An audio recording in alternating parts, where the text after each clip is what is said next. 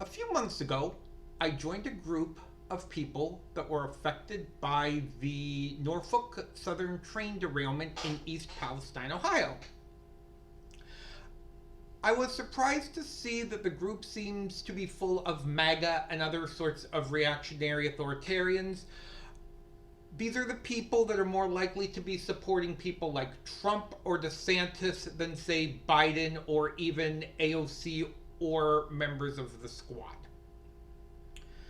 The group recently had a surge of new members, most of them coming from a segment on a right-wing news outlet along the lines of Newsmax.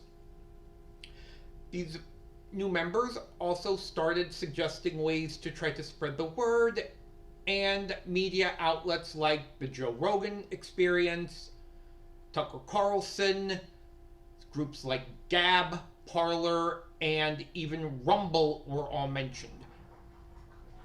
What weren't mentioned were media outlets like Democracy Now!, the Thom Hartmann program, Stephanie Miller's program, or Pattern, which is the Weather Channel's sustainably focused talk show.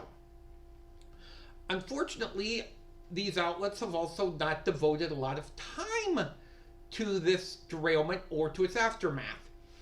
Democracy Now! Did, in the days afterwards, spend a little bit of time looking at it, but since then, that program has been fairly silent. It's kind of odd because something like the train derailment would be something right up those programs' alleys.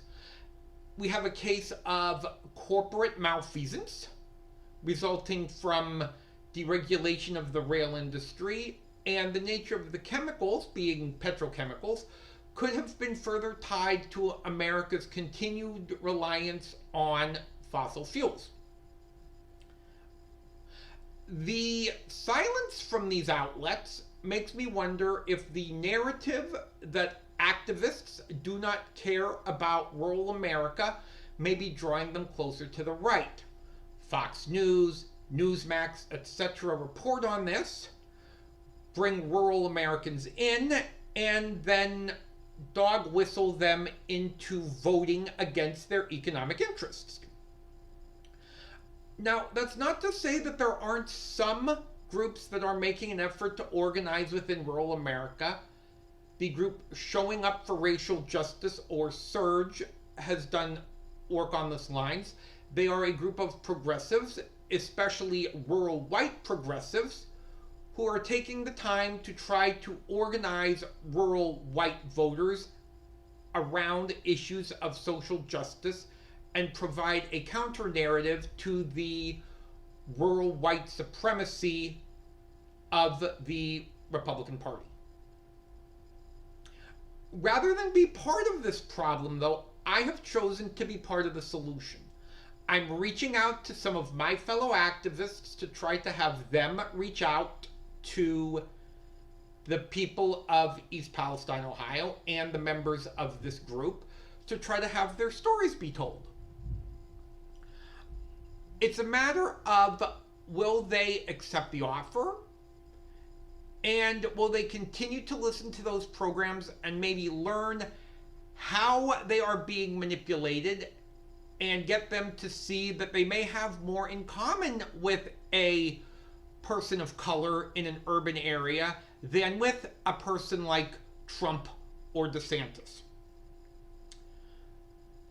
If there's no answer, it could be that rural America is indeed a lost cause, and that activists are better off spending their time and energy focusing on the youth vote, urban voters, especially women of color, and possibly the suburban woman voter. It could just be a matter of also having to defeat mechanisms that rural America use to maintain an advantage beyond their numbers.